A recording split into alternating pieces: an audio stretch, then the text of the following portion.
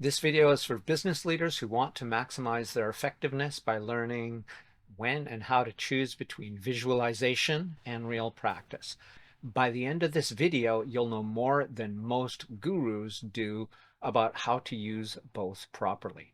Here's the cheat code. It's always better to engage in real practice whenever appropriate, possible, and safe. You're surrounded by guru groupies, chanting, jumping up and down, and finally, at the end of the day, doing the firewalk. You feel great. Then he tells you that your brain can't tell the difference between imagination and reality.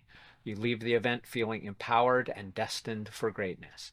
You decide to visualize your flat stomach or six-pack for 30 minutes every day for 1 month. 30 days later, what you saw in your mind is not what you see in the mirror. You could have spent 30 minutes every day doing real exercise like kettlebell swings, dancing, walking, or running. Any of these would have given you real world progress toward your goal that your wife or husband and everyone else could see. That's when you realize the whole visualization is everything is bullshit. If your brain couldn't tell imagination from reality, why don't you wake up fighting or running for your life every time you wake up from a bad dream? Why isn't everyone who enjoys first-person shooter games a mass murderer? And why is it still harder to speak in front of a real audience than an imaginary one? The simple truth is, our brains can and must tell the difference between imagined and real experiences. But visualization is still a brilliant and valuable technique if you use it properly. The real world has things like gravity or disruptive, skeptical, and heckling audience members that aren't included in your visualizations. That's why visualizations aren't as good. I'll use a personal example from acro yoga. That's acrobatic partner yoga that looks a little like amateur Cirque du Soleil. When you're holding and balancing the entire body weight of a person, it's not easy. Even a small mistake can cause somebody to be seriously injured.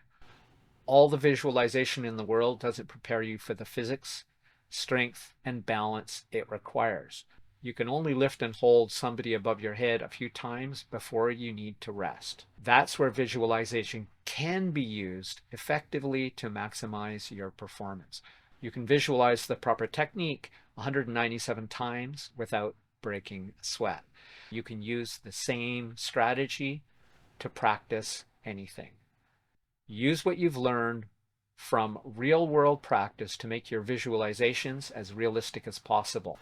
But forever and always favor real world practice, feedback, and results to master any skill. One thing that's impossible to do in your imagination, though, is get an objective second, third, or 15th opinion. That's why a well-designed mastermind group like mine is almost worth its weight in antimatter, which is $62.5 trillion per gram.